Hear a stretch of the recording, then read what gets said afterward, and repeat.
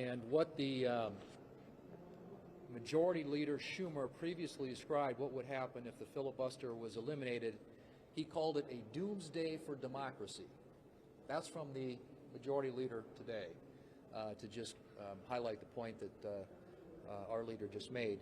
And he said that getting rid of the filibuster would make, and I quote, "our country a banana republic where if you don't get your way, you change the rules," end quote.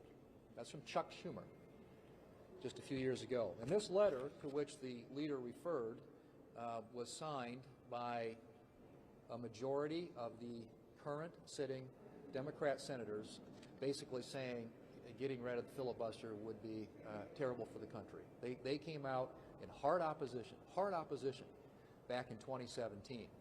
And at the time, Republicans were under a lot of pressure, I think, as you know, from our former president to get rid of legislative filibuster. We withstood that pressure because we believe the legislative filibuster is essential not only to the functioning of the Senate, but to the country, because it does provide, as Washington described, that cooling saucer where legislation, things can be cooled down, it gets away from the passions of the moment, creates stability, predictability, moderation, an opportunity for compromise, and where solutions can be found in the center, where you actually have to get Republicans and Democrats working together.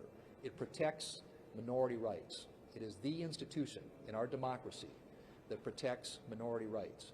And what they're talking about doing would create a nuclear fallout unlike anything we've seen. It's called the nuclear option for a reason. That's the reason it's been referred to around here, because everybody realizes what would happen if it ever gets triggered.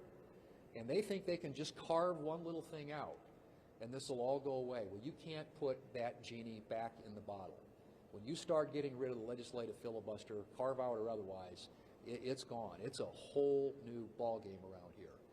This would be disastrous for the United States Senate, the institution itself, and it would be disastrous for this country because it would ensure that in the future, every Senate that comes in would reverse what the previous Senate has done, and you would get into this partisan back and forth, which would make the Senate no different than the House of Representatives and undermine the very essence of what the founders intended the Senate to be all about.